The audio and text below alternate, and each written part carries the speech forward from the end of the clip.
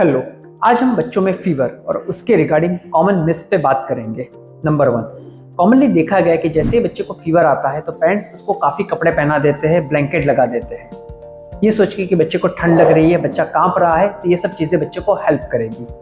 But it's not true, because जैसे ही बच्चे को फीवर आता है तो बच्चे का ब्रेन वो हाई टेम्परेचर सेंस करता है और बच्चे की बॉडी में चेंजेस होते हैं। बच्चे का स्वेटिंग बढ़ता है, स्किन में ब्लड फ्लो इंक्रीज होता है और वो टाइम पे बच्चा शिवरिंग महसूस करता है। अगर वो टाइम पे बच्चे को हम ज़्यादा कपड़े पहना देते हैं, ब्लैंकेट लगा देते हैं, तो बॉडी की हीट इजीली निकल ही नहीं पाती है और बच्चे का फीवर रिड्यूस होने में टाइम लगता है। तो जब भी बच्चे को फीवर आए तो light clothing is essential. Number 2, जब हम पेरेंट्स को स्पॉन्जिंग की एडवाइस देते हैं तो काफ़ी पेरेंट्स कोल्ड वाटर प्रेफर करते हैं, ये सोच के कि पानी ठंडा है, बॉडी गर्म है, तो ठंडे पानी से हम बॉडी को भी फटाफट ठंडा कर देंगे।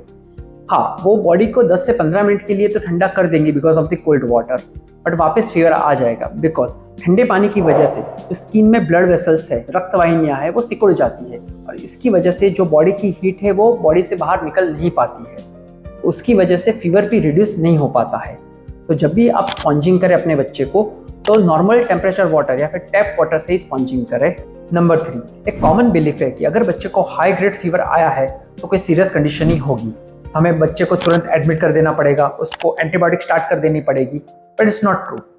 इवन सिंपल वायरल इन्फेक्शन में भी इनिशियल 24 to 48 आवर्स में 104, 105 तक का भी फीवर आ सकता है, तो आपको पैनिक नहीं होना है और बच्चे के पीडियाट्रिशियन ने जैसे एडवाइस दी है वैसे आपको मेडिसिन देनी है। नंबर 4, एक कॉमन बिलीफ है कि fever is a bad thing. हमने फीवर को कंट्रोल नहीं किया तो वो फीवर बच्चे के सर पे चढ़ जाएगा, ब्रेन को डैमेज कर देगा, बच्चे को खींच आ जाएगी। Actually fever is a protective mechanism.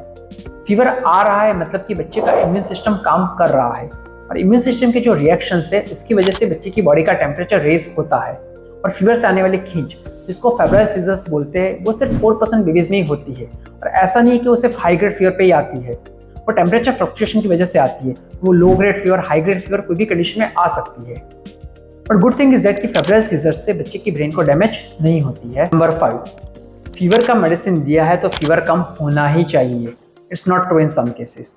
Medicine है वो फीवर नहीं, फीवर से होने वाले डिस्कम्फर्ट को कम करने का काम करती है।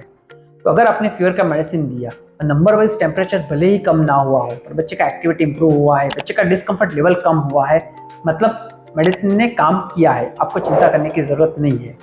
आई होप इन्फॉर्मेशन आपको काम लगी होगी। Thank you.